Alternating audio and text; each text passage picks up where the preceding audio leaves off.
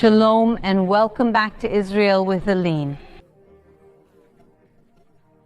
Today we came to the Negev desert right in the middle of a sandstorm because today we have a Father's Day special here in the city of the Patriarchs, Beersheba.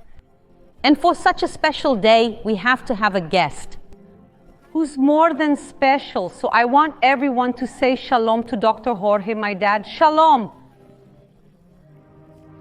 I couldn't be happier, everyone, than to share Father's Day with Aline. And one more thing, to share with all of you this wonderful land, which is the land of the fathers of faith, Abraham, Isaac, and Jacob. So guys, we have a lot of history and a lot of archaeology to discover in this biblical city. So if you are ready, let's get started.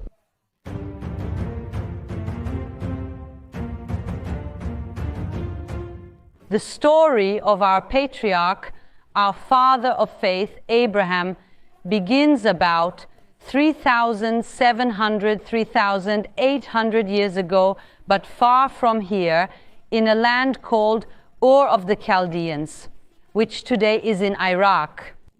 That was an important city with all the luxuries of the ancient world, but God came to Abraham and said the following to him: Lech lecha me'artzecha umi moladetecha umi beit avicha el haaretz asher. Now the Lord said to Abram, leave your country, your people, and your father's house and go to the land that I will show you. God tells Abraham to leave his parents' house, his family, his people, his culture, all the comfort, the whole world he knew, to go to the promised land. And Abraham, he is going to exchange everything physical, all the material things he had, for the spiritual world, and he will embark on a long and dangerous journey. And he will make the journey from Ur of the Chaldeans to the land of Canaan, the promised land. And we are in it now, and the first question that comes up, especially on a day like this, when there is such a big sandstorm, is how is this the promised land? God promises so many wonderful things to Abraham, and he arrives here in a land that apparently has nothing. It's dry, there's no water, there's no abundant pasture for the animals. And now what we're going to do together is understand how this land, which seems so simple, is the land chosen by God. Let's discover this together.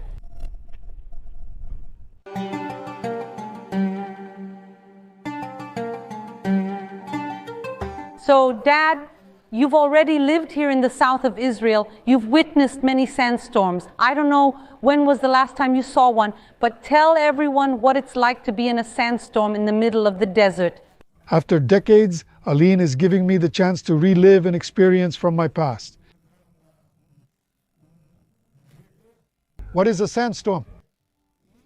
And to experience it, I don't know if you can notice the strong wind we're in, and especially it's like seeing a fog, like we have in Brazil, but here it's sand. And with the wind, I didn't have any problems with my eyes, but some people do. For me, it's in my mouth. I feel some tiny grains that are microscopic, nothing like the kind of sand grains we have in Brazil. Yeah, it's in your mouth. It feels like you're eating sand all the time. It's funny. Today is really hot, the sky is gray, and there's this little wind. So guys, sorry if you don't have microphones and sometimes you hear the wind coming through. We're trying our best to avoid it, but it's hard. And now all of this makes me think of Abraham.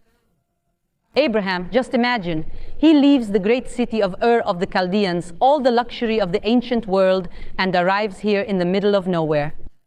All of this that we're seeing around us, guys, didn't exist in Abraham's time. This was literally a hill in the middle of the desert, and Abraham arrives here. He sees all of this that we're seeing, and he doesn't complain even once. we see so many times biblical characters complaining. The people of Israel in the desert sometimes complain. And Abraham arrives here happy, and he's going to be fine. He's going to be happy with the promise that God made, because it's not for nothing that he's called the father of faith. He's sure that God will fulfill what he promised, that this is the promised land, even though at first glance it might not seem like it. He also believes that he will have a huge offspring, even though he's already quite old and doesn't have children. And I think that's Abraham's secret, the complete faith he had in God. You know, something that really touches me, it moves me a lot to be here. The fact that when he arrived following God's guidance, monotheism was created here. It's something that deeply marked not just all of us, but all of Western civilization, whether Jewish, Christian, or Muslim. Everything started here. Everything started here, folks. Exactly. I mean, even though Ur had technology, it was a big, beautiful, modern city. They were polytheists. They believed in many gods and made sacrifices to their gods.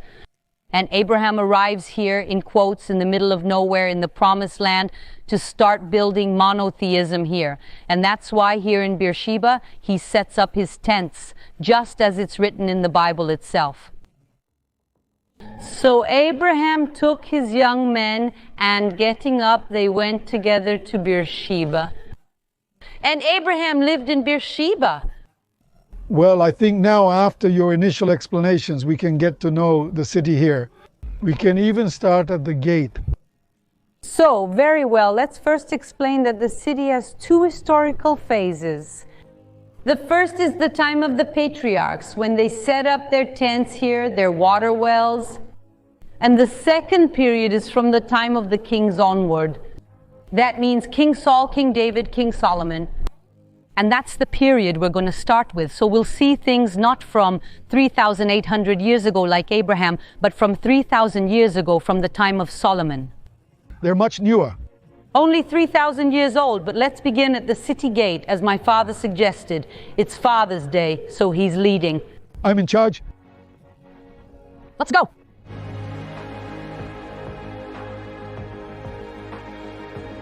For people who arrived in Bersheba 3,000 years ago, this was the entrance gate to the city. The city would be heavily fortified during the time of King Saul to protect the kingdom from the invasions of the Amalekites.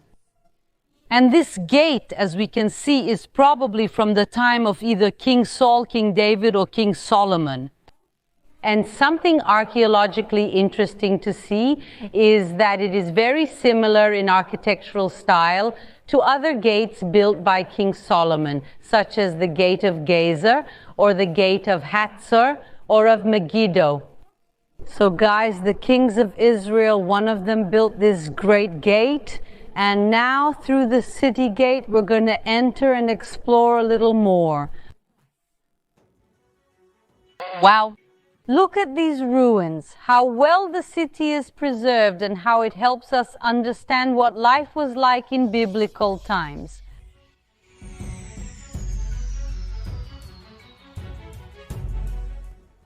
See for yourselves what this archaeological discovery was. A four-room house. This teaches us how people lived thousands of years ago. It's an extraordinary thing. In this archaeological site we're visiting today, they teach us how people obtained food and how they got drinking water. It was a revolution at the time. We're talking about 3,000 years ago.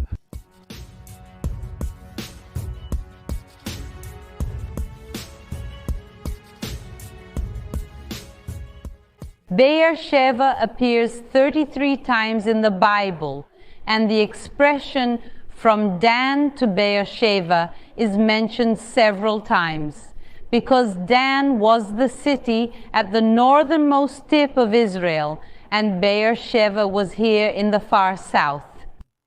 It would be the same as using the expression in Brazil from Oiapoque to Chuí. But if we look at the map of Israel, Beersheba is not the southernmost point of Israel nowadays. And it wasn't in many biblical times either. One thing we have to understand about the map of Israel is that it changes a lot over time. The land that was promised by God to the 12 tribes of Israel will expand and shrink over time. Part of the promised land is where Jordan is today.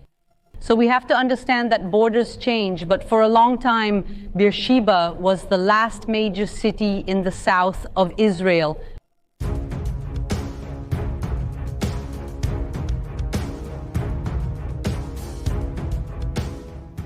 And now I want to invite you to go down to the underground of Beersheba. What is this place? This is a gigantic water system built during the Iron Age, that is, during the time of the kings of Israel, approximately 3,000 years ago. So let's go into the water system and understand how it worked. Let's go.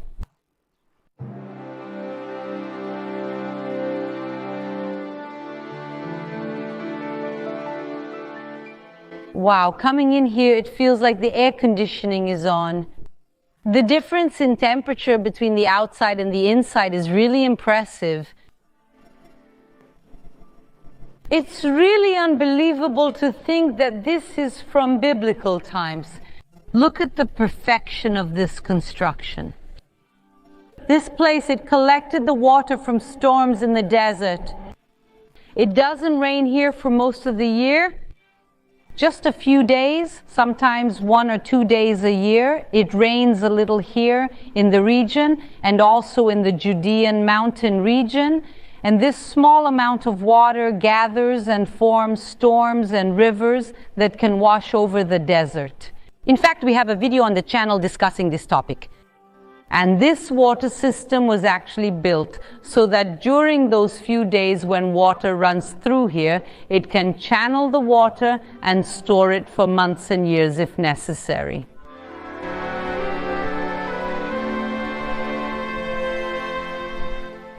Look how impressive the material of the walls is.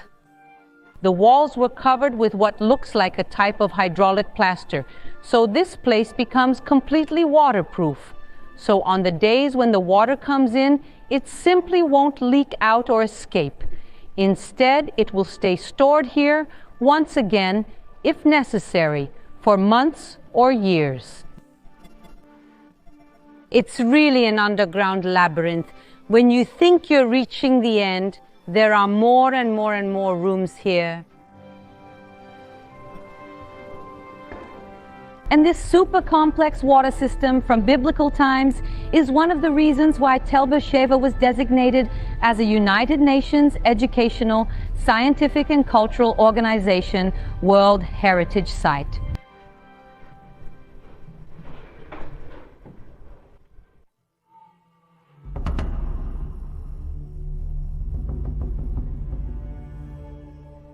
The Bible tells us that Abraham, here in Beersheba, planted a tamarisk tree, in Hebrew Eshel Avraham, the tree of Abraham. And here, even to this day, in this place, we can see a lot of tamarisk trees, and this one here is also one of them.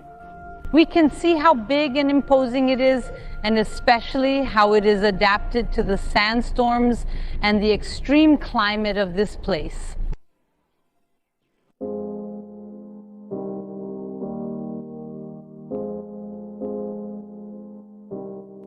Water was really a matter of survival, but in Abraham's time, there weren't large cisterns and water systems like we've seen. They came later. What Abraham did, as the Bible tells us, was to dig a well, and in ancient times that was already a huge task. Wells were considered very valuable because it was a matter of life or death. And there were even people who tried to steal Abraham's well. And that's why Abraham later swore in front of Abimelech that he was the one who dug the well. And that's why the name of this place, since that time, has been called Beersheba. Beer means well, and Sheva comes from oath. So it's the well of the oath, because Abraham swore that he himself dug this well. And here, right next to Tel Beersheba, we find an ancient well. Come here and see it up close with me.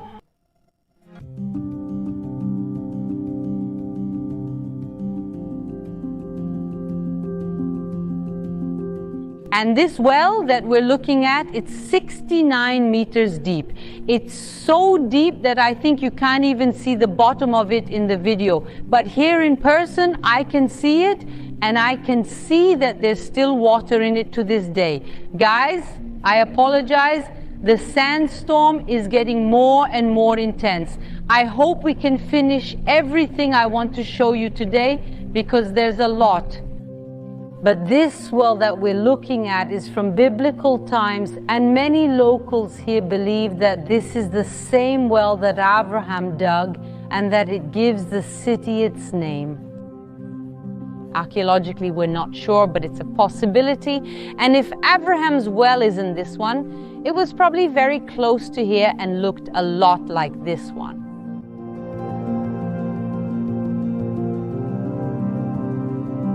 Nowadays, the national park that manages this place has put up a grate here for safety, so that no one falls in or tries to throw anything into the well, but we can still see some original structures here. In ancient times, they would lower buckets and jars down there, bring them up here and pour the water here, where it would collect, and then the animals could come here to drink. Why? Do you remember? Abraham was a shepherd, and this has been a grazing area since biblical times. Even though there's not much greenery here, that's it. This little bit of green you see around is what the animals, the goats, the sheep used to eat.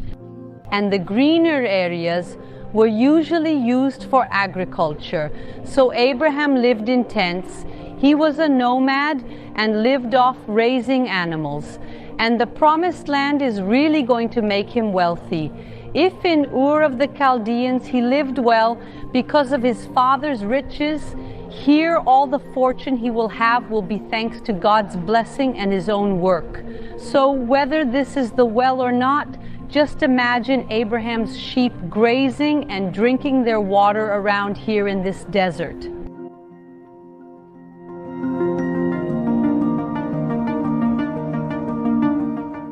And the life of Abraham and his children will be changed forever here. First with his oldest son, with Ishmael, because here in Beersheba, in the region of Beersheba, is where Abraham will send away the slave woman with his son Ishmael, as it is written in this verse.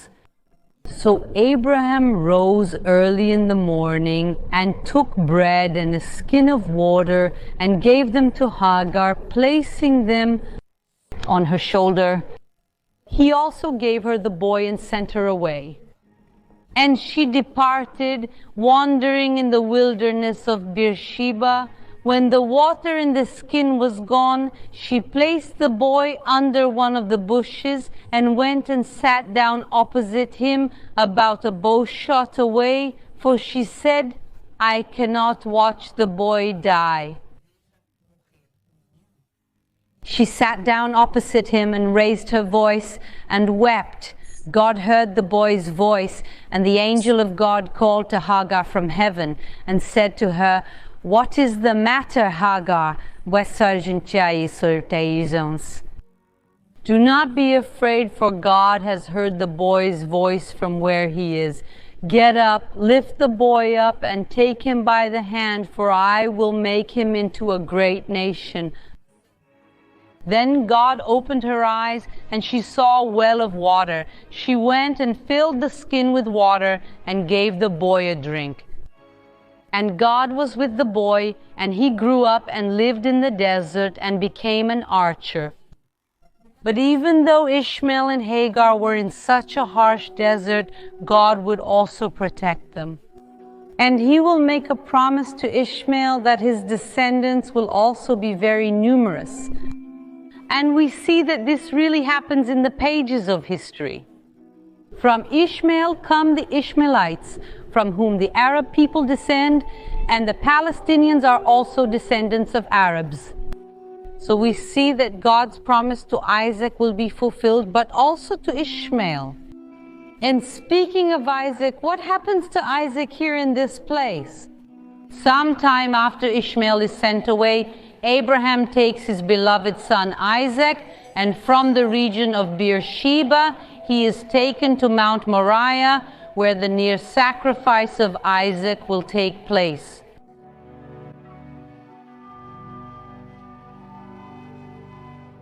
And the question is, why is this biblical passage so important?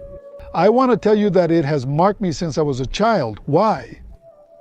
Because it's the moment when Abraham breaks with the tradition that existed in the world of making child sacrifices, especially of their own children. So when he receives the instruction not to sacrifice his son, but to replace him with a lamb, this shows a human evolution of thousands of years, breaking with a terrible tradition of killing children in the name of a certain faith.